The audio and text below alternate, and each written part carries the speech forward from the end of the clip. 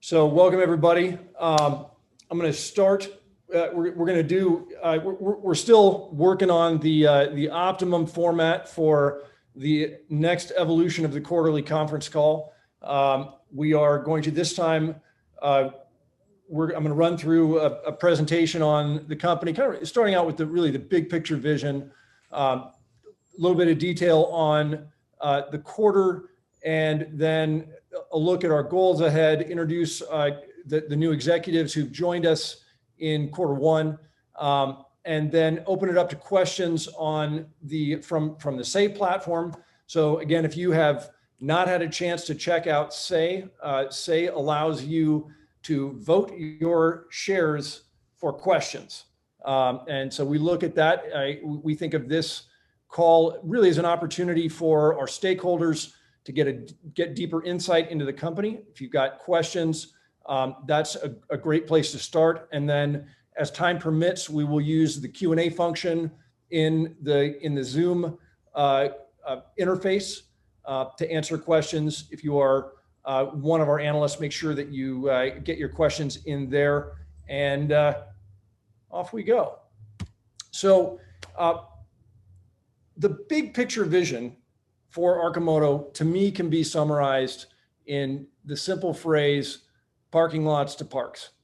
We pave over approximately half of our urban landscape in order to move and park cars. And that leads to urban environments that are unpleasant, noisy, polluted, crowded by big vehicles that provide real safety obstacles to pedestrians and alternative transportation users, and ultimately are put us in danger of a planet that is unlivable for humans because of runaway climate change. So Arcimoto's mission is, at its core, our vision of the future is a city that doesn't suck anymore. And that has been the Arcimoto vision ever since our inception. I first really sort of laid out the big picture of this back in 2012 when I had the opportunity to give a TEDx talk, and this was my graphical design chops circa 2012. I think this image has really captivated a number of folks who have looked at, the real aha comes from noticing the giant disconnect between cars and how we actually use cars. And so Arcimoto is really all about mining that gap between the bicycle and the car in order to produce radically more efficient vehicle platforms for solving the same trips that we use cars for today.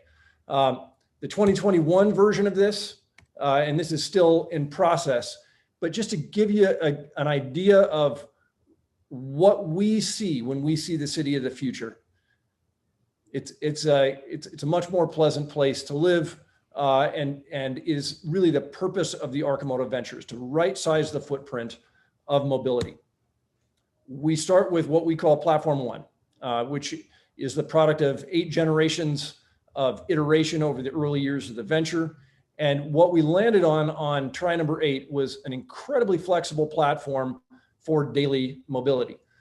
And we're applying this platform to bespoke products for specific platform verticals, starting with our flagship product, the Fun Utility Vehicle, FUV, which is also our stock ticker, the Deliverator, which is for last mile delivery of food and goods, the Rapid Responder, which is designed for emergency services to be able to get to the sites of incidents more quickly. What we introduced a vehicle we called the Cameo last summer. We use this for videography for ourselves, and this also provides the foundation for our flatbed utility vehicle. And then finally, we've introduced the Roadster, which is our pure on-road fun machine that we are planning to deliver the very first one of by the end of this quarter. So the end game for, you can kind of think of Platform One as really being the products that we've outlined so far as being our shots at this multiple shots on goal for the overall market. But where we see this going, and this has been true since Arcimoto's inception, is what we call personal mass transit, which is where you combine an incredibly efficient, right-sized footprint vehicle with emergent autonomous vehicle technology in order to provide the mass transit system of the future. And the sort of the big aha for Arcimoto is that, one is that the rideshare market has the potential to increase exponentially as the cost per mile for the consumer goes down. And the biggest cost per mile is actually the person driving you across town in an Uber, a Lyft, or a taxi. So what we see is the opportunity to leverage existing autonomous technologies, existing remote control technologies, in order to bring vehicles to you that you then drive. Because one of the really fun things about the Arcimoto is actually driving it yourself. And so the goal with platform number one in the end game is to get to a shared vehicle system. And it is, if you think about those images of parking lots to parks, it is the vehicle platform size that lets us erase road lane miles and narrower lanes and bring more of our roads into more productive use. And it's ultimately the shared vehicle architecture that where we are sharing a fleet of very efficient vehicles that allows us to get rid of the vast majority of our parking space for more productive uses. And we think that with the combination of the mass production Arcimoto with available technologies, that we can achieve, we're aiming for a target of $1 per mile at scale. I want to take just a second to compare Arcimoto, because we're now at a moment where there are lots of different ventures going after the EV space, and want to make sure that we frame ourselves in that emergent market. And to say a couple of things. One is that efficiency is incredibly important to us. Capital efficiency is incredibly important to us. Arcimoto is an actual production venture at this point. We went public in 2017 to build out our factory, and we are now producing at low volume as we look to much higher scale. Efficiency of operation is also incredibly important to us. So as we look down the road, we want to have the very most efficient vehicles for personal mobility in the market in the world. We had in quarter1 was by far Arcimoto's best quarter in its 13+ year history. We have ended Q1 in the strongest position of our balance sheet. We had the highest number of deliveries, even given the fact that we are still amidst a global pandemic with all of its associated challenges in supply chain, in production shutdowns, and all the rest. And we had certainly our strongest revenue quarter as we look forward. At the reporting of the 10K about 6 weeks ago, I laid out our goals for 2021. So I'm just going to every quarter put up a scorecard just to keep folks in tune with where we are according to our own goals. We have laid out the goals of articulating our full Platform 1 family. We're almost there.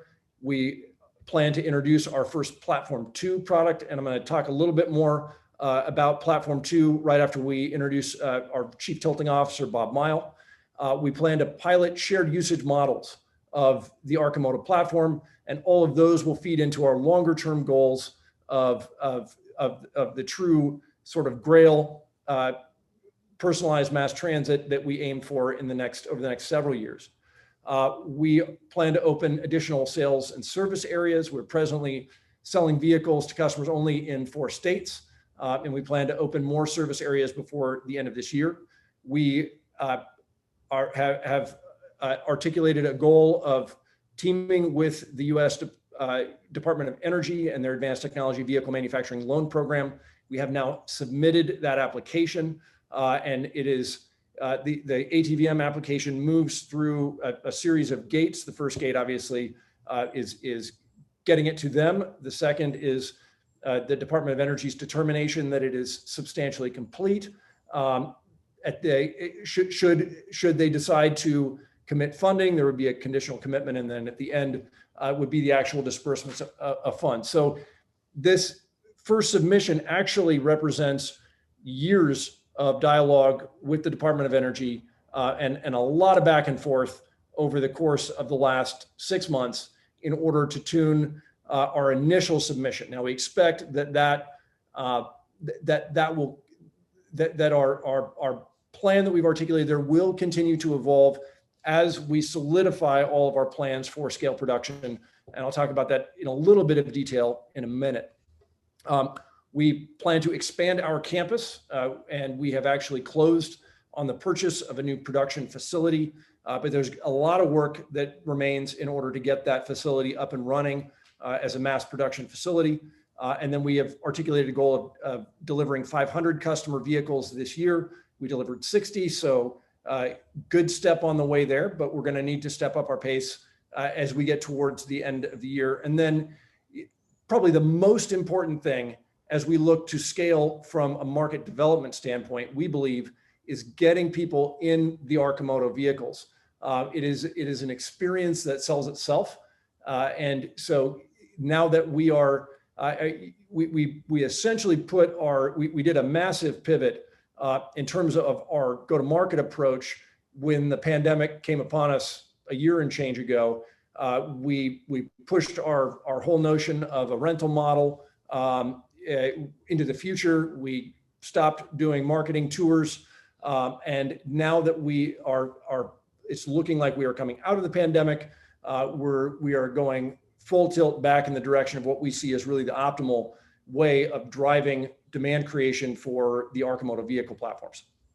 So scale production update, new facility purchased, application to the ATVM submitted, awaiting a substantially complete designation.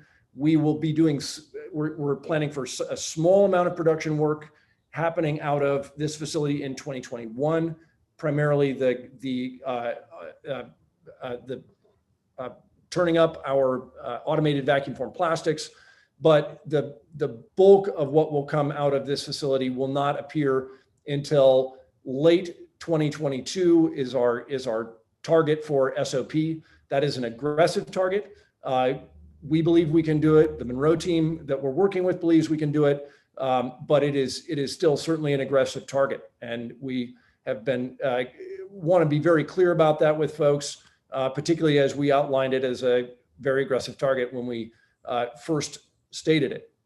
And then again, this is what we see as our prototype for scale replication for global expansion.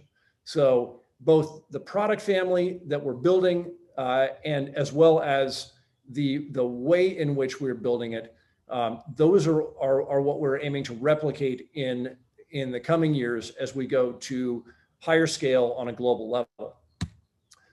And with that, that's a great segue to introduce Dilip Sundaram, who is our new Chief International Business Officer. Dilip, if you wouldn't mind turning your camera on, I'm going to stop this share for a second and just let you introduce yourself to folks and maybe a bit about why you came on board Arcimoto. Sure. Thank you, Mark. I hope everyone can hear me. Good evening to everyone. Really thrilled to be here. So as Mark introduced me, I'm Dilip Sundaram. I joined the company just a few weeks ago, as a matter of fact. And I came here from a company called Mahindra, which is an Indian conglomerate, an Indian $20 billion conglomerate, who are leaders in farm tractors and automotive and IT services.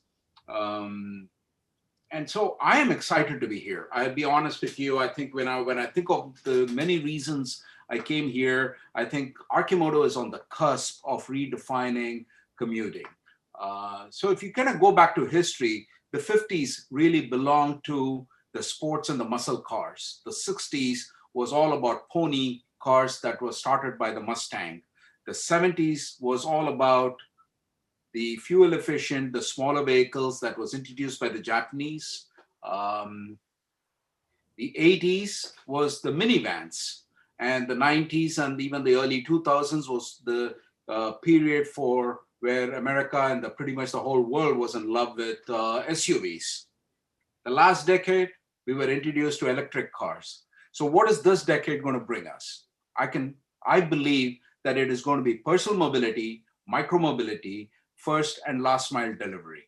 And there is no other company, in my belief, there is no other company that is better positioned to take advantage of that than Arcimoto. And that is what has brought me here, and I'm truly excited to be here. Thank you, Mark. Thank you, Dilip. Let's go back here. And then the other person I want to introduce before we go into the finishing the presentation and the panel discussion is Bob Mighell. And Bob is the founder of Tilting Motorworks and now our Chief Tilting Officer. And we've got a little video clip to explain a little bit about Bob. My name is Bob Mighell. I'm the founder of Tilting Motorworks. We build these two-wheel tilting front-end accessories for motorcycles. It gives you better handling, better performance. Additional wheel up front gives you better braking. Another wheel up front also improves your traction while going around corners. I was trying to figure out a way to make the motorcycle go around the corners faster and safer. Built my original prototype out of Lego. From that idea, I just started building an original prototype, which we have right over here, to test out the concept. And the darn thing actually worked. So then I decided to build prototype number 2, which is over here. A little bit more horsepower, a little quicker, a lot more fun. First time I ever heard of Arcimoto, I was doing an investor presentation. There's this guy named Mark Frohnmayer who was presenting this company wanting to build a really cool 3-wheeled vehicle. I build 3-wheeled vehicles. I got to meet this guy. And he allowed me to take one of his FUV out on the road, and I just thought it was great. How about we build a really cool electric tilting 3-wheeled vehicle? Mark got excited about it, and he was kind of like, Bob, we really need to join up. And together, we thought, boy, a whole family of vehicles could really be put together by joining the forces. And we'll finally give Tilting Motorworks the resources to really grow to be what we can really be. Taking an idea from startup, prototype, to actual production. Mark and I connect really that way, and he's really a great guy to work with. I'm really happy to be part of the Arcimoto family.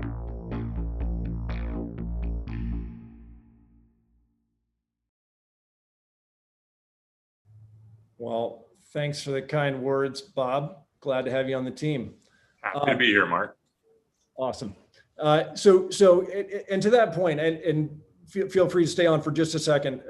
Bob is really leading the charge, not just on the existing Tilting Motorworks products, which we have pulled into Arcimoto, but something that I think, I mean, speaking for myself, it's probably one of the products I'm most excited about of anything I've ever worked on in my life.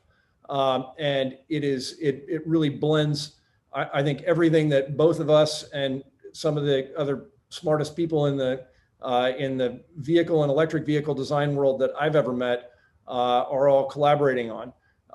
We're not quite ready to take the wraps off it yet. And in fact, we are still champing away on prototype number 1.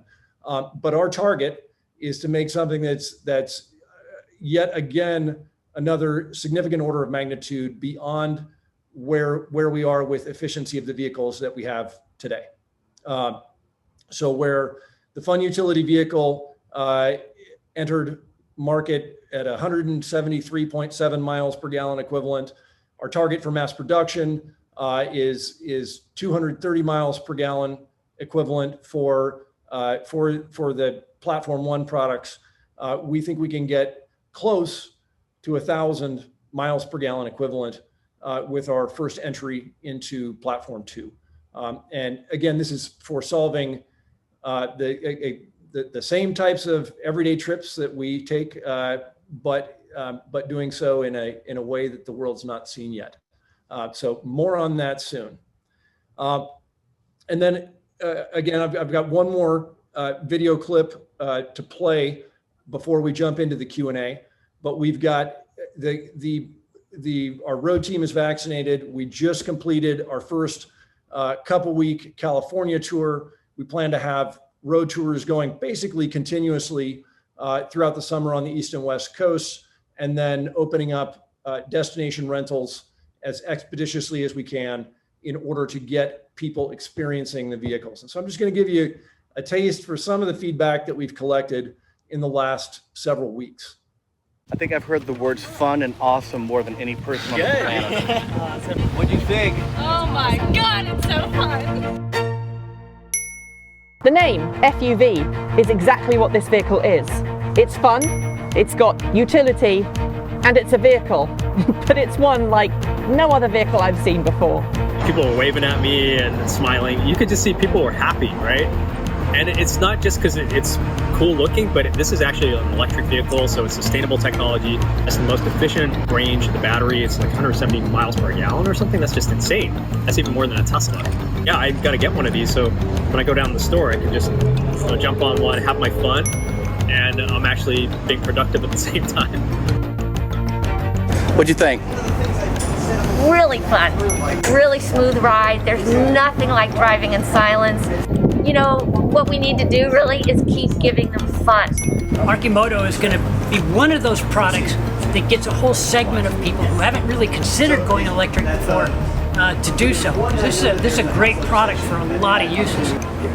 I just wish I could give this opportunity to everyone, because I can tell you in words how much fun it was. You can see the smile on my face when I'm riding it, but until you actually sit in it and you feel it around you as you're riding, you don't comprehend just how amazing this experience is. So I really hope that Arcimoto can put as many butts in seats as possible, and as many people can experience that awesome ride, because it is 100% worth it. This is the most appropriately named vehicle you can imagine. It's really a lot of fun to drive. And for everyday use, it's an awesome way to get around. Wow, that was a lot of fun. I'm a motorcycle rider. I ride on scooters and stuff. This is a totally different feel of anything I've ever experienced before. It brings a smile to your face. It's fun. It is the ultimate fun vehicle. It really does live up to everything that Mark and the online community said it would. I couldn't be happier. It handles like a dream. It is so much fun. And honestly, one of the best things about it is, like, even going 15 miles an hour in a parking lot, it's still ridiculously fun. You don't have to go crazy speeds because, like, the world's all out there. It's all with you, the open cockpit. This is a lot of fun. I think we have heard that word more than any other company on the planet.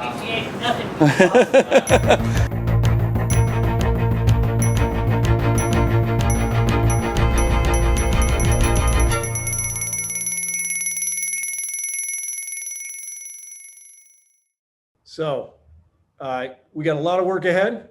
We're definitely still in the throes of early vehicle production challenges complicated by a pandemic.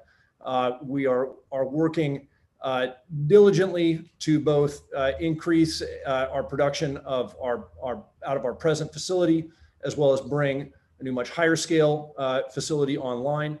And we are developing some of the very coolest products certainly that I've ever worked on in my career. So very excited about the road ahead. Big challenges, certainly pressing global need, but I believe that we have assembled the team that is necessary to really take Arcimoto to the true mass production scale, where we're going to start to make a real impact along the mission that we are all committed to. So with that, I would encourage folks to dive into the Zoom Q&A, get your questions in. Before we jump into the Q&A, and it's looking like, hey, Fritz, are you seeing the same? I'm not seeing questions in the Q&A interface here. Yes, I was gonna grab you on that. I don't see the Q&A option where it normally is on Zoom. So if you don't see it either, then it's probably not enabled, or since we upgraded, there's been some changes to that. I have been monitoring chat. All right, why don't we just, we'll call an audible here, and folks who have questions, please go ahead and queue those up in the chat. We will get to them after Fritz has gone through the say questions.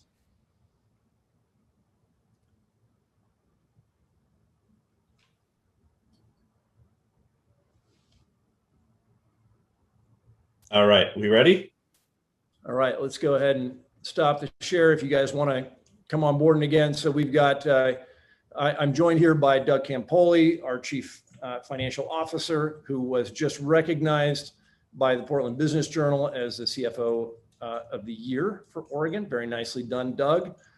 Jesse Fittipaldi, our Chief Strategy Officer, Eric Fritz, our Chief Marketing Officer, Terry Becker, Chief Operating Officer, Dilip Sundaram, our Chief International Business Officer, and Bob Mighell, the true last mile solution, our Chief Tilting Officer.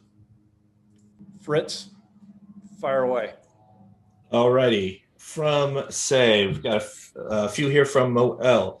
When will we learn who Arcimoto has partnered with for their autonomy demonstration and plans for later this year? I would say you will learn them when we announce them, which is it is my goal to have something meaningful on the road within the next couple of quarters. So stay tuned on that. We have the good fortune to be working with some true legends in the field, and I'm very excited about that program. So we'll have more on that soon. Is Arcimoto considering a casting machine for their second factory, and if so, how beneficial would this be? This question has come up a lot, and I think it really comes back to.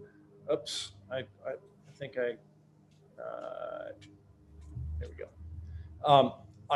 It comes back to the way that a lot of folks have seen how Tesla is doing. They've done some awesome stuff with their mega casting machine. We're looking at that approach for pieces of the Arcimoto vehicle. The benefit I think that we have is just that it's a much smaller, much more efficient vehicle to build, and so it doesn't rely on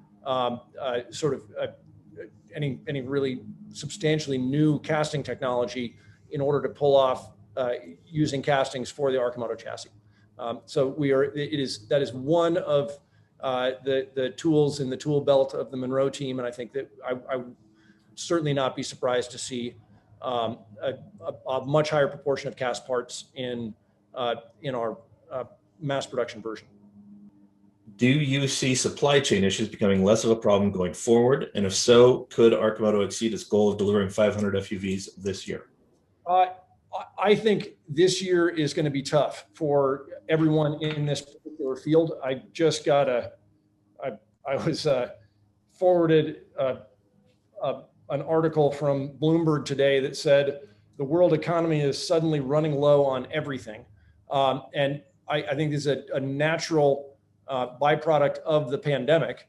And one of the knock-on effects of having global interruptions of trade, of production, on all sorts of things. So, to us, the most important aspects are really the push to the mass production version and building the sales pipeline for the mass production version. If we had even just this last week had a close call on one of the many critical components of the vehicle, and actually every single part of the vehicle is critical when you think about it. If you're missing one part, you don't ship a vehicle. So we were able to work out with our supplier how to get through that particular gauntlet. But I see this as being an effect, particularly with recent news that's going to be happening probably throughout the end of the year. And that is, again, our goal is really building the mass production and building the market for mass production. Secondary goal is really everything else. So I am not going to get based on recent news in the papers. I'm not going to state anything over optimistic about our production targets for this year. Jim C asks, when will Arcimoto offer owners a portal similar to Tesla that can upload data from their FUV, allow them to schedule service, and track customer referrals? Great question. Actually, we've got a whole program that we're cooking up called the FUV Life, which is going to be both a portal for customers to keep better track of their vehicles, be able to share vehicles, and then share their experience of the Arcimoto, really gamify the spreading of the word about the company and its products. And we have not announced a launch date for that program, but that's on the docket for this year. When will the FUV get high-speed charging capability so owners can do road trips? Will existing owners be able to upgrade their FUV with this capability? We are looking at an option for upgrades for high-speed charging, and there are a couple of challenges there. One is not all of the high-speed chargers out there actually work at the pack voltage of the fun utility vehicle. So we're planning on a succession of higher capacity options. Whether that ultimately leads to the sort of the full DC fast charge 80% in 20 minutes, I think that's still certainly a ways off. But you could easily imagine a lunchtime charge up that gets you more miles down the road. And of course, as time goes on and as energy density increases, we expect to offer higher range battery pack options as well. Can you give an update on the development of a service network? Terry, do you want to hit that one? Where are we at with service? I know that we've made significant improvements in terms of our time of service response, but I'd love for you to give a little more color on this. Yeah. This is a project that has taken a lot of our focus here the last few weeks, especially. We've revamped our software to be able to react faster, stay in sync better with all of the communications that need to take place. We have added quite a number of people to the service organization, and we've come up with a plan that will enable us to stay one step ahead of branching out and opening new territories as we sell into new territories. So we're, we know it's a big challenge. We know we've had some recalls and those kind of things to get our arms around, and we're improving the systems quite a bit here just recently. So that's where we're at. Thanks, Mark. And expect that the expansion of our service network sort of goes hand in hand with opening new market areas. As I mentioned earlier, we have not opened any new market areas in the last 6 weeks since we last reported, but that will be coming soon.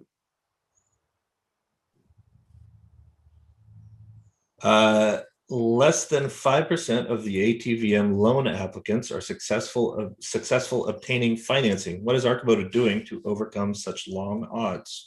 Well, I think one of the key things to point out is we've been talking to the Department of Energy now for 5 years, waiting for the right time to go after that program. And I think timing is a big piece of it. So we've seen a number of different companies go after ATVM funding prior to having any production operation or any product in market. And that makes it a much harder hill to climb in terms of letting the DOE really get their arms around the reality of what a particular production program is going to look like. Arcimoto has now been in production for 1.5 years. We are going through the whaling and the gnashing of teeth of being an early production program. We're getting tons of customer feedback, and we're building the beginning of building really the data pipeline that shows the true magnitude of the opportunity. And we think all of those are going to be significant marks in our favor in terms of going after the DOE program. I think another aspect of the timing piece that I think is important is just that we have an administration that has made really bold goals regarding carbon reduction, as well as driving employment in domestic next generation vehicle manufacture. And that combined with the fact that Arcimoto is building some of the very most efficient vehicles on the road by a good margin for daily driving. I think those all count in our favor in terms of getting out of that 95%.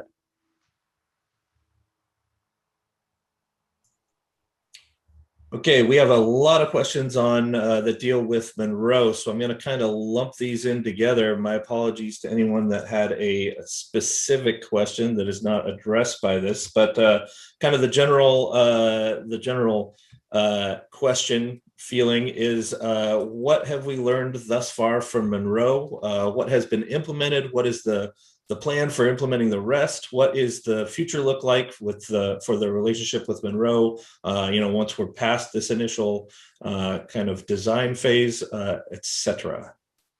So that's a lot of questions. And Jesse, feel free to chime in here as well if you like. This in Q1 we kicked off. So when we started with Munro with a very small project last year, which was sort of help us with guidance in terms of what are the cost reduction points that we should be able to achieve at various different unit volumes. That informed our decision to shoot for 50,000 units per year of production capability. We then did a sort of a three-pronged project to do a deep look at our bill of materials, to do analysis work on the corners of the vehicle and how it interacts with the road, primarily for optimization and weight reduction, and then really more of a structure analysis of the front end that holds all the pieces together. And then at the beginning of this year was when we really dove into, and you can see it in our filing, I believe, is the note about really engaging them on a much longer term basis for the development of the mass production version into next year. And I would say, there are a ton of different pieces I could talk about in terms of working with the Munro team. It's both. I mean, they have brought additional engineering capabilities. They've brought additional planning capabilities, additional project management capabilities, all with the goal of tracking to a very low cost, ultra efficient vehicle for the masses. And I would say we have a big day actually tomorrow when we start really doing a fairly across the board down selection process on that mass production design and plan. And so I expect that by next earnings call, I'll have some real meat to deliver in terms of where we are, as well as some of the very cool technology components that Arcimoto is working on, also in the furtherance of efficiency improvement and cost reduction. Again, we're aggressively targeting a start of production out of that new facility in Q4 of next year. So we have a ways to go before we get there, but we'll have lots of juicy tidbits to share along the way.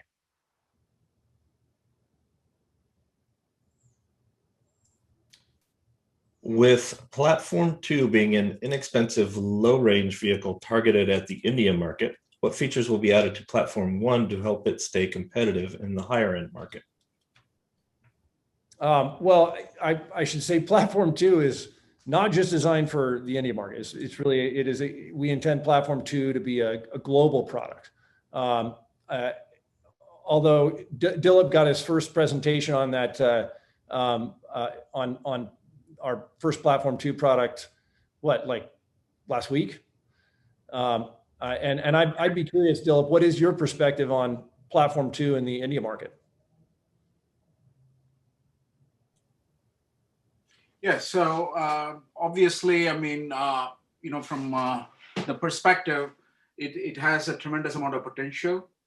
And that is something that, we have to explore. India is a very competitive market. So from a price perspective, it is extremely competitive. So that is something that we have to keep in mind. And I would say to finish answering the original question, the elements of what goes into platform one. Platform one already delivers a road experience like nothing else out on the road.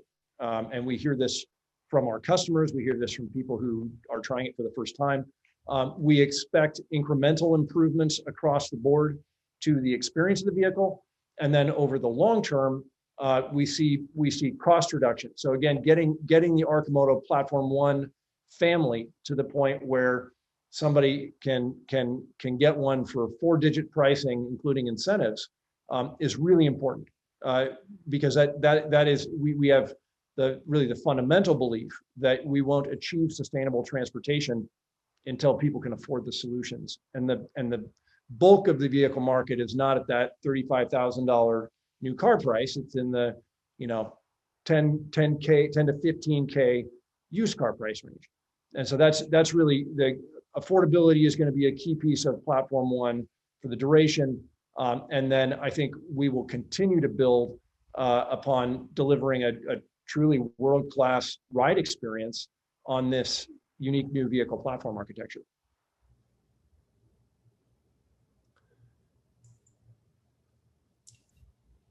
What's up with Domino's?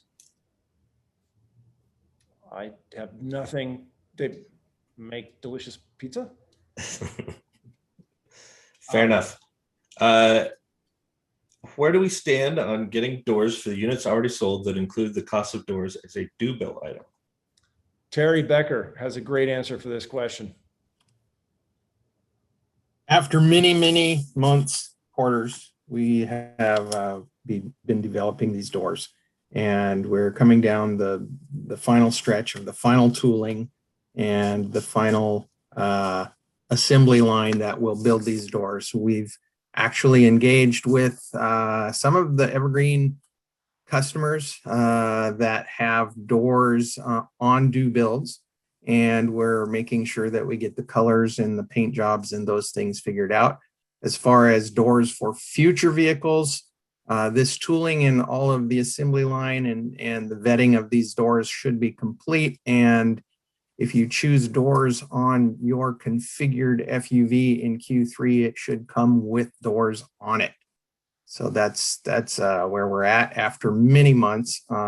Turns out that doors are just about as complex as a lot of the rest of the vehicle. So testing, that type of thing. Thank you, Terry. Doors. Along that same line of questioning, are there plans to bring options that accommodate dogs, such as a sidecar, and or children to market? I would not put your children in the sidecar. No. So no, for people who've been following me on Twitter, you may or may not have seen posts of some of the prototype sidecars that we put together. We're doing one more iteration of that in order to bring in some customer feedback that we got, and I'm expecting that will be an option hopefully before the end of this year. And we've got a whole set of accessories that are in the queue that we are working feverishly to get fully set up through the entire sales and production system. Everything from bags to golf club carrier to additional storage options, and so those will be part of the vehicle product lineup. We're certainly thinking 2021 will have lots of optionality. All right, and we'll go one more from Say before we switch over here. The vehicle looks fun and functional. How is the interest from national parks, city rides, and other rental fleets? Does supply exceed demand, or does demand exceed supply? What's slowing the production ramp, and what steps are being taken to address it? The overarching challenge that we have had really relates to the supply chain, and that has been a twin problem. One has been with some we have had some component quality challenges that we have caught in our factory that we have in some cases had to stop production for. We've also received limitations from certain suppliers just on what sort of unit volume output they can produce in calendar year 2021. So that's one of the reasons why we're really trying to be very judicious about the vehicles that we build this year, to make sure that they really have maximum visibility and utility within the market to prime the pump for scale.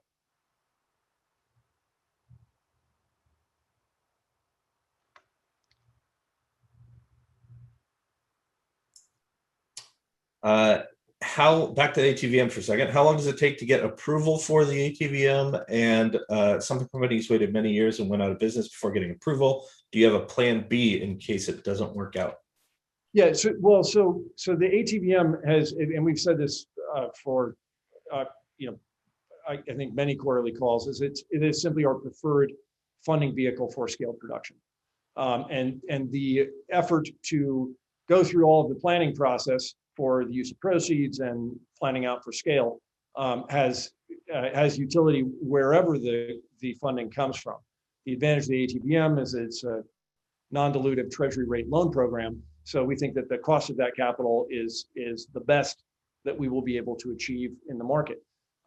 In terms of how long it takes, we have heard good signals from the DOE recently. They all the way from the director saying, phase number 1, we're expecting that to be about 6 weeks. That's the determination of substantial completeness. Then there's a due diligence process. But my expectation based on talking to them is that, sort of nearest timing would be 6 months. Probably more likely would be somewhere on the 9 months to a year timeframe. But I'm getting the sense, based on what we're hearing from them, that they are feeling the need to move quickly.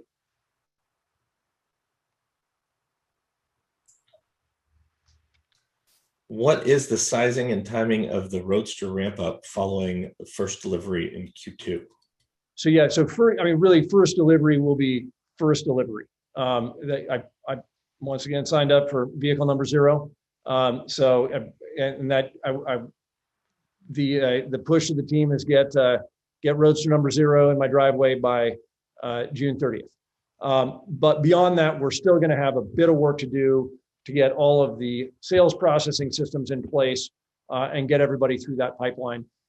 So I would expect a slow ramp on the Roadster. And again, that's going to be the Roadster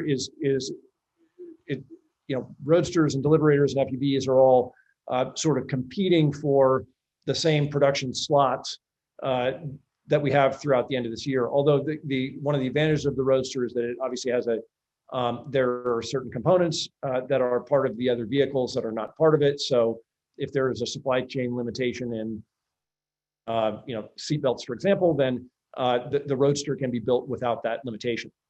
But I think it is too early for me to predict at this point what the sort of specific ramp up looks like for that product, other than to say I expect a slow ramp for the Roadster in 2021. And I think I saw another question from Mike Schlisky saying basically, are Deliverators going into rental fleets? At this point, I believe Deliverators will go into rental fleets because we want to make sure that we are covering our bases in terms of shared vehicle usage models that involve last mile delivery.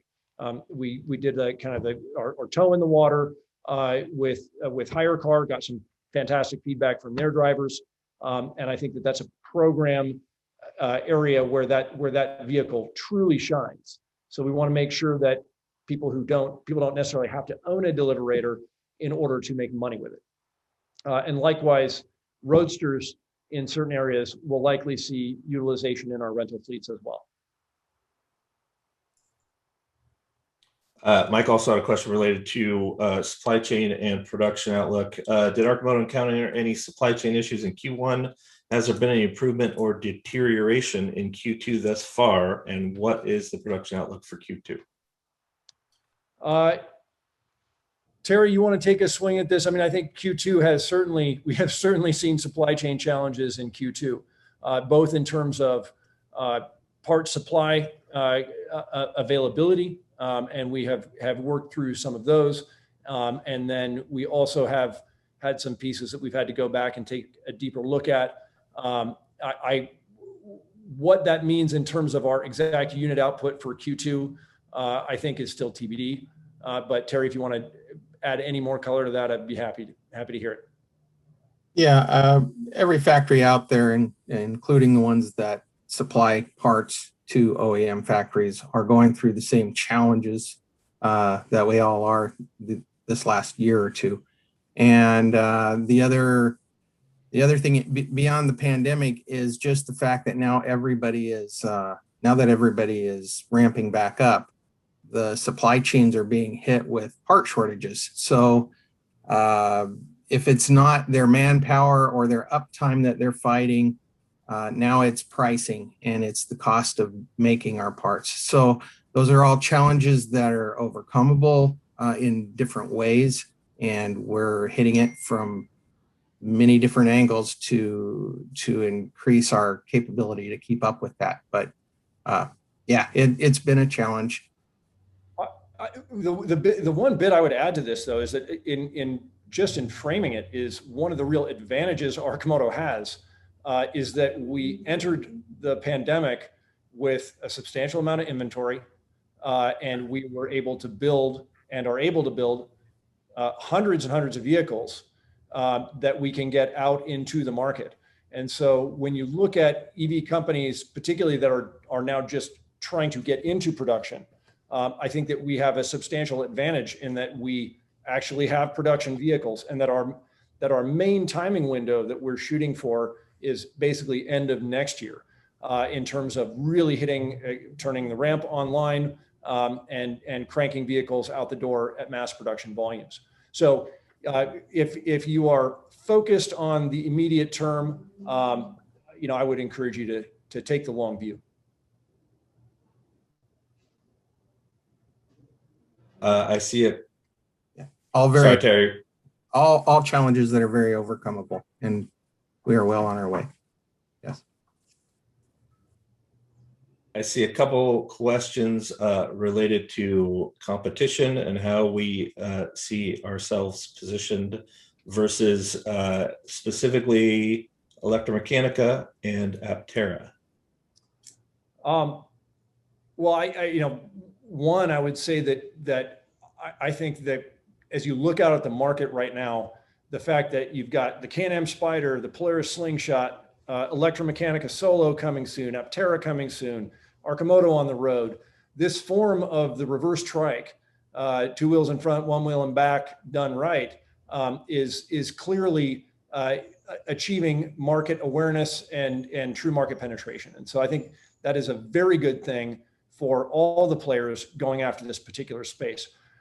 In terms of which amongst these is a competitor, I love the Aptera. I think that we share their same really deep commitment to vehicle efficiency, but they are building a very different vehicle from the Arcimoto.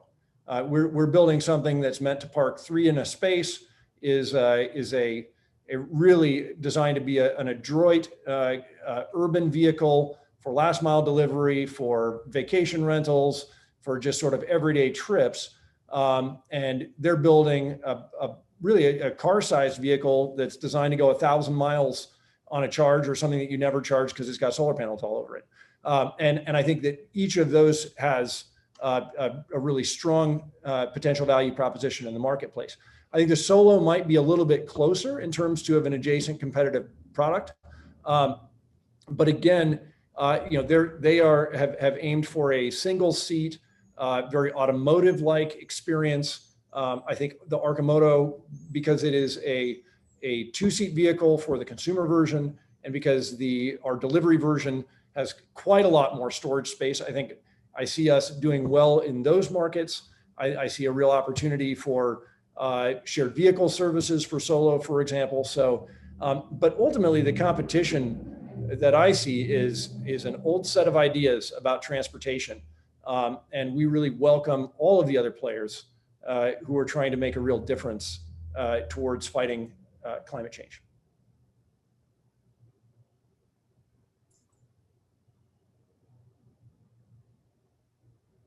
There's also a few questions around Bonitas research and the lawsuit that it may have generated.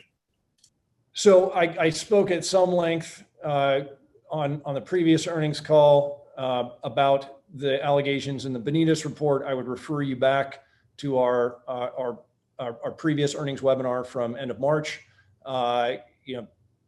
TLDR is we think it's chock full of falsehoods and misrepresentations. And then obviously, Doug, you want to read what we threw in the K regarding this?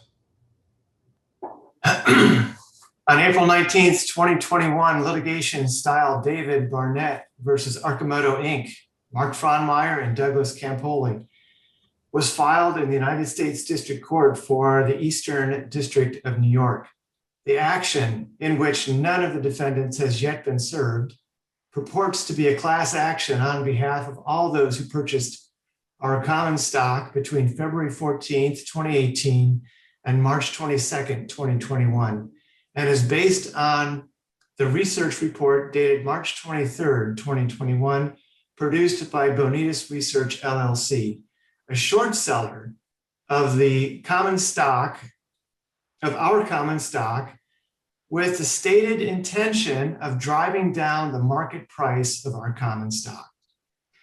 Although the lawsuit is purportedly a class action, no motion to certify a class has been filed at this time. We believe we have substantial defenses to the claims asserted in this lawsuit and intend to vigorously defend this action.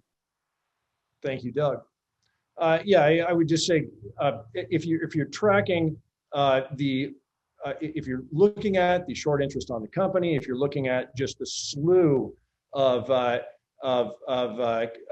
short reports that started to show up once there was a substantial amount of short interest on the company, and then the absolute spam from law firms about these class action claims. I mean, I think to me it smells of a reverse pump and dump. We look forward to vigorously defending ourselves in this case, but again, our main focus is on the execution of the business and the push to scale. Anything to share about which states will be coming next or opening nationwide for delivery of vehicles? And then a follow-up question from another individual: how many states are you planning to open up this year? I would say we will announce them when they are announced, but you can look at states immediately adjacent to ones that are open. Those are probably good candidates initially. And then my goal for the end of the year is to have a much higher level of coverage for our current pre-order book. If we can get to the point where we've got open facilities or an eye to open facilities, somewhere approaching 70% of our pre-orders, which is really only a handful of additional states, that would be awesome. And again, our goal for nationwide is by the time that we are in mass production, that we are also able to deliver at least in the lower 48. And of course, we see Hawaii as a fantastic opportunity as well. I haven't forgotten about you, Alaska. We'll be there soon. All right, Fritz, let's take a couple more, and then I think we're a little over time, but we can take a couple more and then wrap it. Great. Can you run us through some of the challenges facing you between now and the targeted end of 2022 goal of completing the ramp? Wow.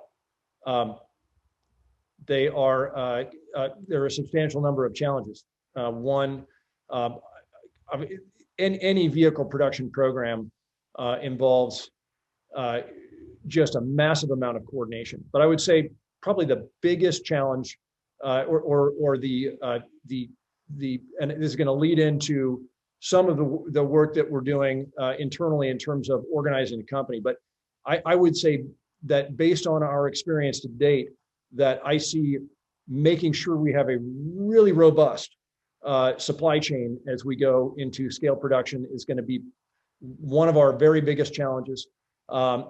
We are also pushing some significant new technologies for the drivetrain and getting those really dialed in to the point where they are ready in time for deployment is going to be a big hill to climb. And then cranking a vehicle out the door every 8 minutes is no small feat in and of itself. So planning out the assembly line, making sure that that works like clockwork. But I would say Jesse, Dilip, Terry, if you guys have anything to add, be all ears.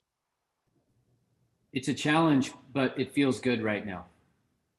We have a great team that understands what we've got to do to get there, and we feel like we're making good steps. So I'm feeling good.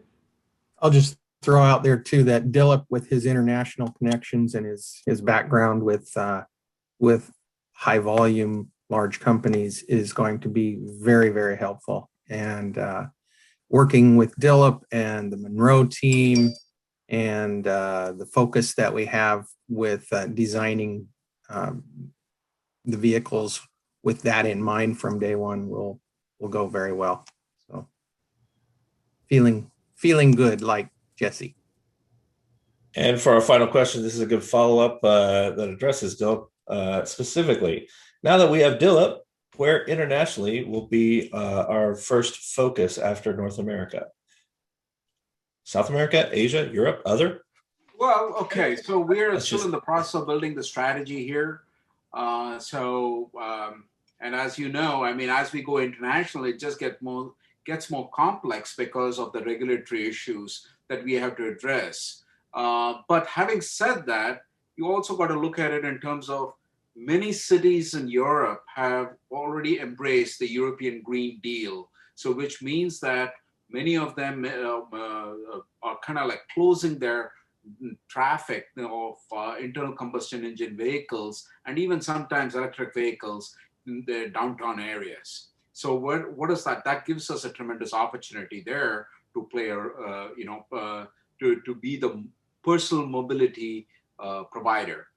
So that is definitely the case. Then you also have places like Singapore or Hong Kong, city-states that kind of really lends itself to something like, what we got. And here are governments also promoting electric vehicles, not just electric vehicles, they are promoting personal mobility vehicles. So, and then you have a place like Mexico City, where the mayor of the city is anxious to bring in electric vehicles for both personal mobility as well as for other kinds of transportation.